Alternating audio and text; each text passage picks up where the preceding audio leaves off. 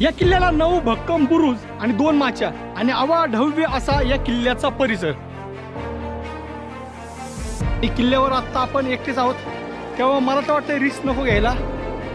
टेळणी बुरुज आपण लांबच बघूया, हे बघा इथे लांबच बघूया आणि इथूनच मागं फिरूया। डोंगर रांगा भाई, हे काय? अरे हा काय विशाळगड आहे काय?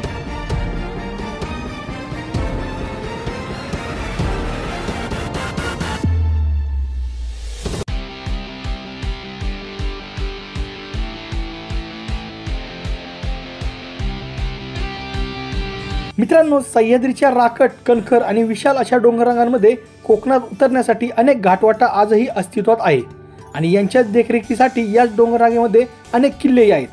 परंतु यामधील मोजकेच किल्ले आपल्याला माहिती आहेत, तर काही किल्ले असे आहेत की ते पर्यटकांपासून वंचित आहेत। असाच एक अपरिचित किल्ला म्हणजेच रत्नागिरी जिल्ह्यातील महिमतगड आणि याच महिमतगडाचा आजचा आपला प्रवास। रत्नागिरी जिल्ह्यातील संगमेश्वर तालुक्यात देवरुख पासून जवळच हा किल्ला आहे। निगुडवाडी हे याच्या पायथ्याचे गाव। रत्नागिरी जिल्ह्यामध्ये संगमेश्वर या तालुक्याच्या गावापासून आपण देवरुख मार्गाने निगुडवाडीला पोहोचू शकतो। किल्ल्यावर जाण्यासाठी कुंडी या गावातून देखील रस्ता आहे, परंतु निगुडवाडीकडूनचा रस्ता मला थोडासा सोयीस्कर वाटला। नमस्कार मित्रांनो, स्वागत आहे अजून एका नवीन व्हिडिओमध्ये शरद कोटेकर ब्लॉग या यूट्यूब चॅनलवर। सज्ज आहोत अजून एक सह्याद्रीमधील सुळका सर करण्यासाठी। सूर्यराज अजून सह्याद्रीच्या पाठीमागून प्रकट झालेले नाहीत, त्या अगोदरच आपण किल्ल्याच्या पायथ्याला पोहोचलो आहोत। सो भरपूर असा अपरिचित असणारा महिमतगडाचा आजचा आपला ट्रेक। चलो लेट्स गो। निगुडवाडी या गावातून डांबरी व नंतर कच्च्या रस्त्याने गडाच्या निम्म्या डोंगरापर्यंत आपल्याला पोहोचता येते। गावामधून किल्ल्याच्या निम्म्यापेक्षाही जास्त वर येण्यासाठी असा कच्चा रस्ता आहे। निम्म्यापर्यंत डांबरी रस्ता आहे, निम्म्याच्या पुढे कच्चा रस्ता आहे असा।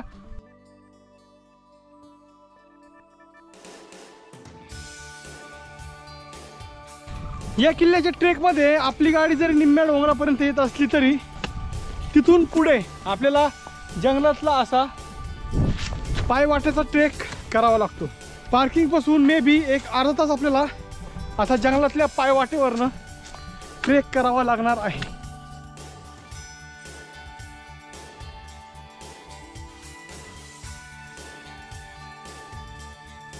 सकाळी 7:30 वाजता ट्रेक चालू केला आपण। किल्ल्या बुरुजावर जायला आपल्याला एक अर्धा तास लागेल आणि भरपूर दम लागलाय राव, कारण भरपूर दिवसामधून आपण असा एखादा डोंगरी किल्ल्याचा ट्रेक करतोय। या गडावर जाण्यासाठी चांगली मळलेली पायवाट आहे, त्यामुळे रस्ता चुकण्याचे चान्सेस तसे कमीच।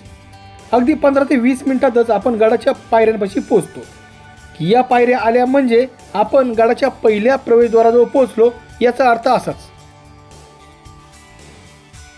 एक 20 मिनिटाचा झाडाझुडपातला ट्रेक केल्यानंतर आपण 20 मिनिटामध्ये आपण गडाच्या पहिल्या प्रवेशद्वाराजवळ पोहोचतो। गडाचं पहिलं प्रवेशद्वार आजही चांगल्या सुस्थितीमध्ये असून आजही आपल्या भक्कमपणाची जाणीव करून देते।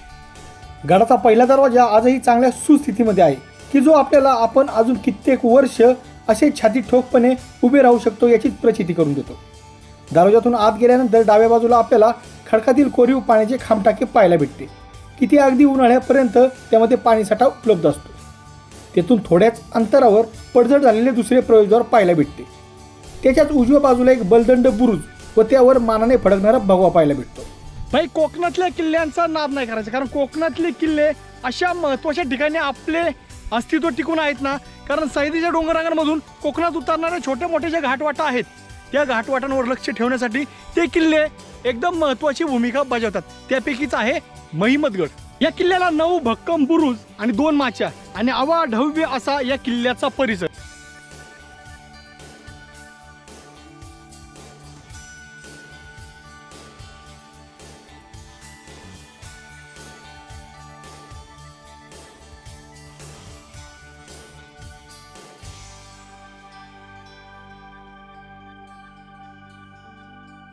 सुनसान अशा किल्ल्यावर देवीच्या मंदिराकडून आता आपण चाललोय या बाजूचे बुरुज बघायला।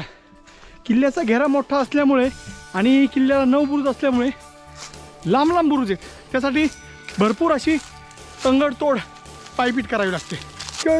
इतकं मला वाटलं मी पायवाटेवरनं चालतोय, पण हे बघा आपण ॲक्च्युअलमध्ये तटबंदीवरनं चालतो. हे बघा, ही साईडची तटबंदीची भिंत आणि या तटबंदीच्या भिंतीवरून आपण चालतोय. काळजोगामध्ये यावर सगळी माती आली आणि त्याच तटबंदीच्या भिंतीवर अशा पायवाटा तयार झाल्यात.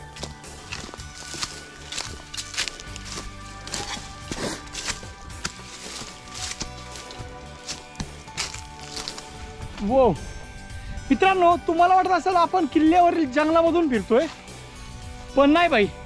आपण आत्ता आहोत महिमतगडाच्या बुरुजावर. हे बघा, संपूर्णपणे झाडाझुडपांनी झाकून गेलेला हा बुरुज आहे असं वाटतच नाही. संपूर्ण त्यावर रान माजलंय आणि बुरुज झाडाझुडपांमुळे झाकून गेलाय.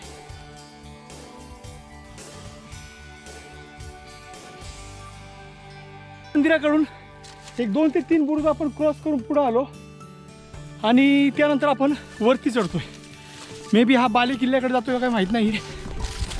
सही, आपल्याला आपल्या पाठीमागे गडाचा बाले किल्ला दिसतोय, पण आपण अगोदर समोर जो बुरुज दिसतोय ना तो बघून येऊया. आपण मार्चमध्ये या किल्ल्यावर आलोय, म्हणजे उन्हाळा चालू झालाय नुकताच.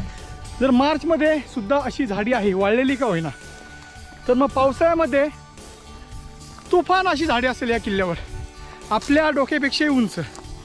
मित्रांनो, या किल्ल्याच्या माच्या आपल्याला राजगड व तोरण्याची आठवण करून देतात, कारण ते बुरुज आणि हे बुरुज यामध्ये भरपूर साम्य आपल्याला पाहायला भेटते.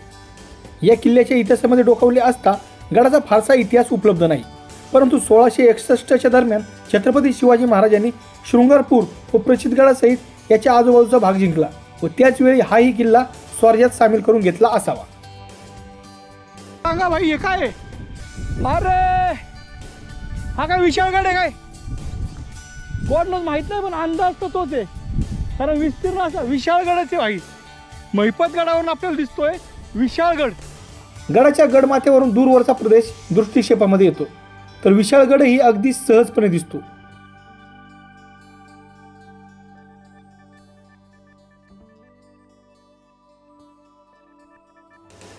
मित्रांनो, पूर्वेच्या बुरुजाकडून देखील गडाच्या बाले किल्ल्यावर जाता येते. वाटेमध्ये एक छानसे छोटेसे मंदिर देखील आपल्याला पाहायला भेटते. गडाची माची बघितली आपण त्या बाजूची. आता त्या माची नंतर आपण निघालोय बाले किल्ल्याकडे. त्या माचीपासून बाले किल्ल्याचं अंतर 10 मिनिटाच्या आसपास आहे. बाले किल्ल्यावर हिंदवी स्वराज्याचा भगवा ध्वज आहे. त्या व्यतिरिक्त इतर वास्तू आपल्याला बाले किल्ल्यावर पाहायला भेटत नाहीत. मित्रांनो, किल्ल्याच्या बाले किल्ल्यावर आपल्याला संपूर्ण किल्ला दृष्टिक्षेपामध्ये येतो. किल्ल्यावर प्रचंड मोठ्या प्रमाणात असं झाडी आणि जंगल असल्यामुळे अवशेष शोधावे लागतात. भरपूर अवशेष दिसत नाही या झाडी झुडपांमुळे. समुद्रसपाटीपासून 2500 फुटावर असणारा या किल्ल्यावर येण्यासाठी 2 गावामधून मुख्य रस्ता आहे. कुंडी आणि निगुडवाडी या 2 गावांमध्ये गडावर येण्यासाठी रस्ता आहे. आत्ता आपण आलो निगुडवाडी या गावामधून. मे बी कुंडी या गावातून येणारा रस्ता या बाजूने आहे, समोर दिसते आपल्याला. ती कुंडी गावाकडून आलेली असेल बहुतेक. आपण आलो निगुडवाडी या गावामधून. सो चला, वरील बऱ्यापैकी अवशेष बघून आता आपण परतीचा प्रवास चालू करतोय. सो किल्ल्याच्या बाले किल्ल्यावरून आता उतरूया.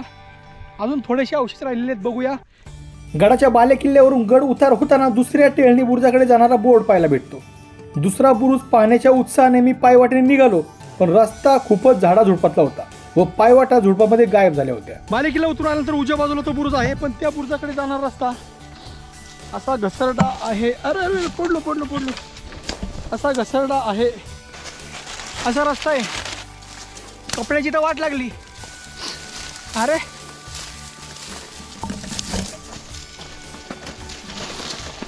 हो, खतरनाक रस्ता आहे बाबा त्या बुरुजाकडे जाणारा.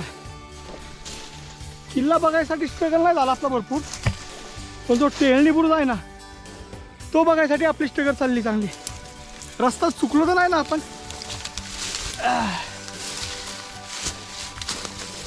पण या पावसाळ्यानंतर इकडे कोण गेलेलं दिसत नाही.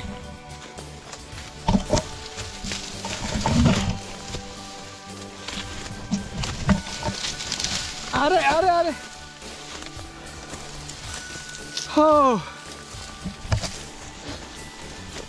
ही स्ट्रगल आहे बाई त्या बुरुजाकडे जाण्यासाठी.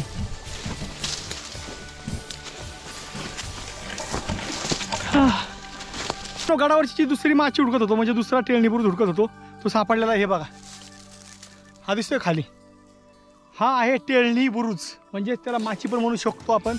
पण भाई रस्ता बघा कसा आहे, रस्ता पूर्णपणे बुजलेला आहे आणि रस्ता डायरेक्टली घसरला आहे. डायरेक्ट घसरू पण शकतो आपण आणि घसरलं की डायरेक्ट खाली जाऊ शकतो दरीकडे.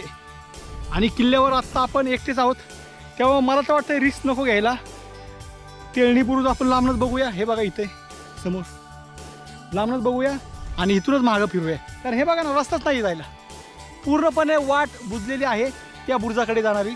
त्यामुळं इथूनच माघारी बोलूया. डोंगराच्या धारेमधून सरळ सूट बाहेर डोकावणारा हा बुरुज खरंच पूर्वी किती महत्त्वाचा असावा, की जो त्या बाजूच्या संपूर्ण भागावर लक्ष ठेवण्यासाठी सज्ज असावा. मित्रांनो, सह्याद्रीमधील जंगलातील पायवाटा आपल्याला वेगळाच अनुभव देऊन जातात. याच पायवाटेवर माशांचा थवाच गावातून उडाला आणि मी अचानक डचकलो. ओ भाई, अरे कसले मासे ते, अरे बापरे, अरे अरे,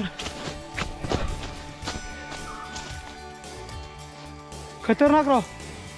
जंगलात फिरायचं काय तोडायची गोष्ट नाही. मवासारख्या मासे होत्या, वेगळ्याच होत्या, पण मावळच्या माशासारख्या मासे होत्या. चावले नाही, अख्ख्या चारही बाजूने मासे होते, चावले नाही, पण माहिती आहे कसले मासे होते. कोकणातला महिमतगड हा किल्ला आपला फिरून झालेला आहे भाई.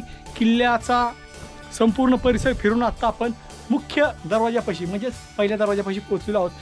सो आता किल्ला फिरून झालेला आहे. आत्ता आपला परतीचा प्रवास चालू करत आहोत. किल्ला उतरून एक अर्धा तासामध्ये, आत्ता आपण अर्धा तास पण नाही लागणार, 20 मिनिटामध्ये आपण गड उतारू. तर संपूया या किल्ल्याचा ब्लॉग. भेटूया पुन्हा एखाद्या नवीन गडकोट किल्ल्यावर किंवा एखाद्या पर्यटन स्थळावर. तोपर्यंत छत्रपती शिवाजी महाराज की जय. जय शिवराय.